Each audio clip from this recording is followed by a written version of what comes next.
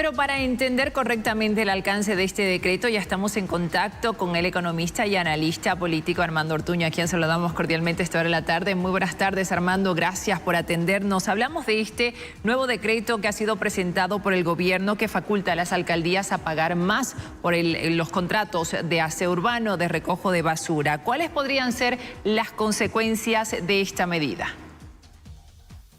Buenas tardes. Como lo muestra muy bien su presentación, Gabriela, evidentemente hay un primer nivel de afectación porque todos estos cambios en las posibilidades de variar los contratos y los costos de los contratos tienen un primer impacto evidentemente en las finanzas de los gobiernos municipales, que son los responsables de estos servicios.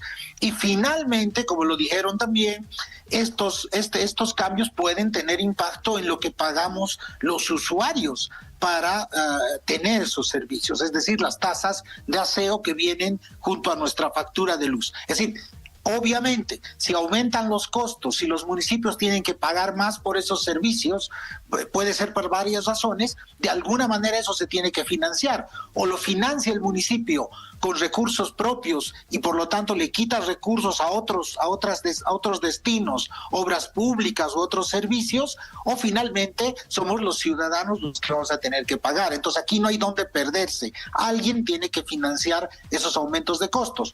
Y por lo tanto, creo que esos son los temas delicados cuando se toman estas decisiones, Gabriela. Ahora, Armando, el ítem que justifica este reajuste que promueve el decreto es el combustible, que ya no está completamente subvencionado. Entonces, bajo esa misma lógica, ¿es posible que otros sectores también pidan un reajuste con sus contratos o con sus tarifas al público en general?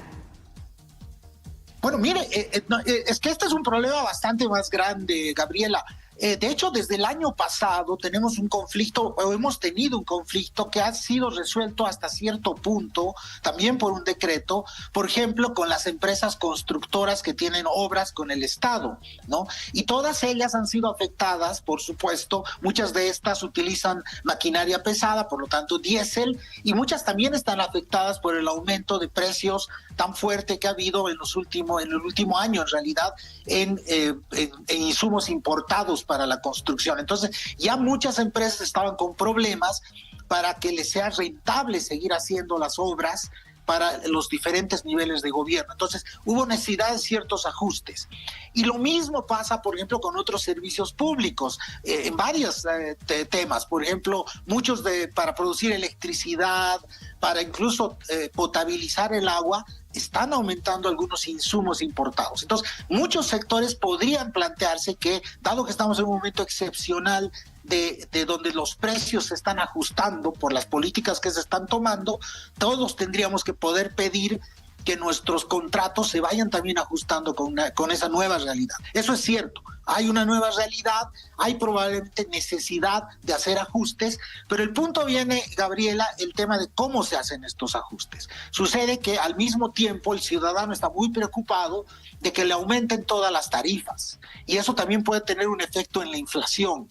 Entonces tenemos que tener políticas que atiendan el tema de los ajustes, que a veces son necesarios, pero tenemos que tratar de hacerlos de manera que no impacten la inflación y por tanto el aumento de precios que estamos viendo todos los ciudadanos y que nos preocupa.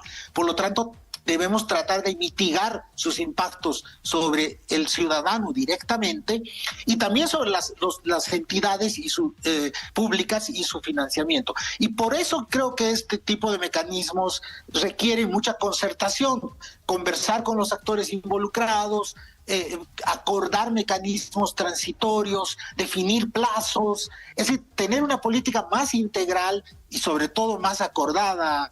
Gabriela, una de las observaciones en este caso ha sido que siendo los municipios los responsables de esta política, los que tienen competencia sobre esta política, no han sido consultados sobre este decreto. Entonces, eso justamente le iba a decir, Armando, porque hay reclamos de parte del alcalde de La Paz, por ejemplo, de que no se socializó este decreto, ya está vigente, ya se deben revisar esos contratos. Entonces, ¿pueden tener un impacto directo en la población o solamente en las arcas de los municipios? Bueno, por lo pronto el decreto lo que establece es que digamos, levanta el candado normativo. Usted sabe que por normas del Estado ciertos contratos no se pueden modificar. Entonces, lo que hace el decreto es básicamente posibilitar que se hagan cambios en estos contratos. Usted sabe, Gabriela, que los contratos de aseo, los contratos de basura, por lo general son contratos de largo plazo. Los municipios negocian por muchos años los contratos con las empresas. Y por eso también tienen ciertos seguros, ciertas condiciones específicas. No son contratos por un año, son a veces contratos por 5 o 6 años, son concesiones importantes. Entonces, lo que el decreto viabiliza es la posibilidad de cambiar algunas de las reglas de estos contratos. Pero el punto es el siguiente, de todas maneras les da a los municipios la posibilidad de negociar esto, ¿no es cierto? Pero también le da a las empresas un instrumento para presionar a los gobiernos municipales para esos cambios. Entonces, no están obligados los municipios, pero evidentemente las empresas ahora tienen un instrumento que les permite presionar a los gobiernos municipales para negociar. Aquí en La Paz, ya desde hace 3 meses hay una gran discusión sobre una renegociación del contrato de basura. Por eso el alcalde Doc Weiler ha dicho que a él le ha sorprendido este decreto. ¿Por qué? Porque este decreto le da un instrumento evidentemente que favorece a las empresas en la negociación que están teniendo que tener sobre estos costos. Y como le digo, Gabriel, el problema en todo esto es que cualquier cambio que haya se tiene que financiar de algún lado. O sea, alguien tiene que poner la plata. Y ya sea el municipio, y eso puede tener impacto sobre obras públicas, o ya sea los usuarios, y tiene impacto sobre nuestros bolsillos. Entonces, le iba a consultar, Armando, permítame otra consulta a propósito de lo que está diciendo, porque así como el gobierno ya emitió este decreto, ¿qué otras medidas debería emitir para evitar que finalmente sea el usuario, el ciudadano, el que pague más por estos servicios básicos? Eso es justamente el tema, Gabriela. Es decir, en general, cuando uno toma estas medidas, tiene que tratar de tomarlas de una manera integral, no de una manera aislada. Tiene, por lo tanto, posiblemente que permitir que se pueda que se pueda renegociar los contratos. Por lo tanto, eso es lo que hace el decreto, autoriza que se puedan renegociar esos contratos, pero al mismo tiempo se tendría que tomar medidas complementarias. Por ejemplo, si uno considera que eso va a afectar mucho las tarifas que ya estamos pagando, se puede tomar algunas medidas de compensación que vean cómo se puede financiar transitoriamente esto para que las subidas no sean de golpe, etcétera. Le quiero recordar que en otro tema, por ejemplo, en el tema de la electricidad, el gobierno ha hecho un decreto en el que considera ciertos ajustes que eran necesarios, pero adicionalmente ha planteado la idea de algunos esquemas de compensación y de mitigación del impacto. Daría la impresión que en este caso no se han tomado esas previsiones, solamente se autoriza eso. Y además hay un tema de fondo también en esto, Gabriela.